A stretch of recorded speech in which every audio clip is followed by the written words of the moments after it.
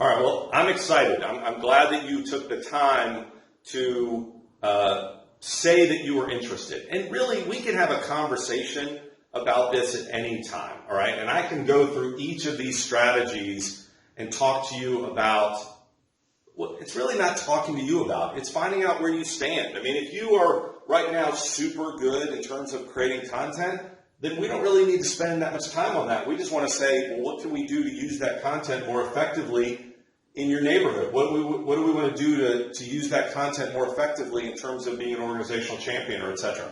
So what I would love to do is for you to answer a few questions about what you're currently doing and which of these strategies, when I give you the kind of the bullet, which of these strategies really resonates for you? Because there's probably one. You might be sitting there saying, I got a lot of good things going on, Fraser. What I really want to do right now is I want to do some geo-farming, right? Or you might say, I'm doing a great job in my neighborhood, but I feel like I'm neglecting my sphere of influence, right? I'm not connecting with them enough. I feel like when I do, it's too salesy, or it's not salesy enough, or whatever. Another thing might just be, and this is rarer, but it's possible, where you're looking at your church, you're looking at a fraternal organization, you're looking at your PTA or something like that, and you're like, God bless, I spent all this time here, and I don't know that people know who I am and what I do. And if they did, I know they'd be happy to reach out to me and to work with me. But I don't want to go flash my business card. I don't want to go put a big old sign on my car. I don't want to do a bunch of quote-unquote tacky things in my church, right, or at my PTA meeting or what have you. So you might say, I'd be really interested if there was a way to unlock that organization as a referral source for me, as a business source for me. You might be really excited about that. And I'll tell you, I was looking at this list and I was trying to figure out which of these I would recommend immediately. And it really depends on where you stand, right? But this one is the one that is, it seems to me, is accessible right now because you have a business network. It might be a network of one. It might be a network of 100.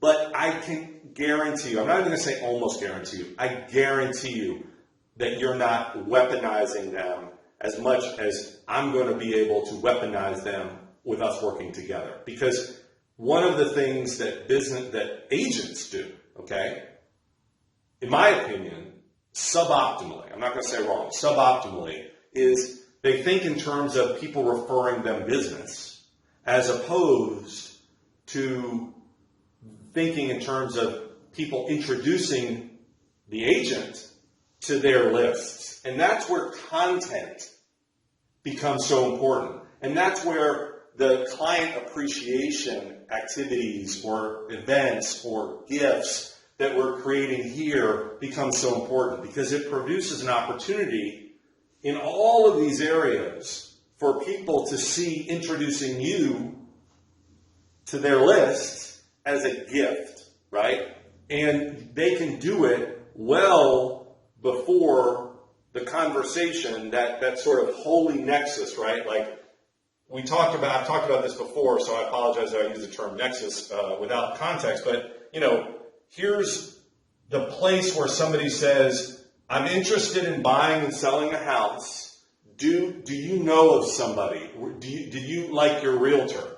That is a great conversation to be at, but that is like hitting a moving target, right? Like that's like this thing moving at 50 miles an hour or 500 miles an hour and me shooting a missile to try to hit it. The idea that your business network is going to happen to be in that room when that conversation happens is magical, and you absolutely want them to do that. But I don't want that to be the basis of our business, right? I want them.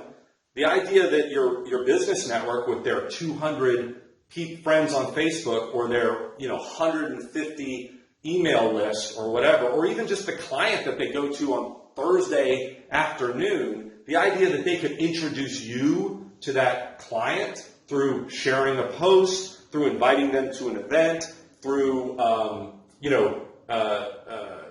giving them a little piece of content as part of their new, customer package. That type of stuff is what I say is what I'm talking about when I'm talking about weaponizing. But that starts with defining the referral network, evaluating what we're getting out of them, and what we're giving to them, right? You want to do the same thing. You're giving them stuff. Oh, jeez, I just got attacked by the spiral staircase. You're giving them stuff to share. You're giving them gifts to share. So really, these are the 5 strategies. And I would say they all have some of the same elements in common, right? What we're really doing is we're trying to define how to get in front of our prospects, how to best serve our prospects in advance, how to give them value in advance, and do it in a way where they start to think of you as the authority, the expert, maybe even a celebrity, and in some cases as kind of a force for good, right? Like you are the person who makes this cool thing happen in the neighborhood, or you are the person who makes this cool thing happen in the organization. So each of these have their own whole video, but really the first step is for you to think about what scratches your itch right now. If I was starting, and this is what I do in my business, I look at all these things. I mean, this video is an example of me using becoming authority, expert, and celebrity. It's also an example of me doing a business system, right? A funnel where you go from here to there to here. But we'll start with that for you. But then it's also, I do work in our community. I connect with organizations. I connect all the time with my sphere of influence, giving them gifts, giving them content, and then I have a business referral network where I tell them what I want them to do. I don't just ask them for, hey, refer me when you run into somebody. I need to do more than that, and that's part of what I'll do for you as your kind of business network manager. That's really how I see all this partnership stuff is, I'm going to help manage your neighborhood domination. I'm going to help manage your outreach to your favorite organization and give them the tools to help introduce their people to you in a way that they're going to be delighted, in a way that's going to raise funds for them, in a way that's going to make their job easier, and it's going to all redound to your benefit.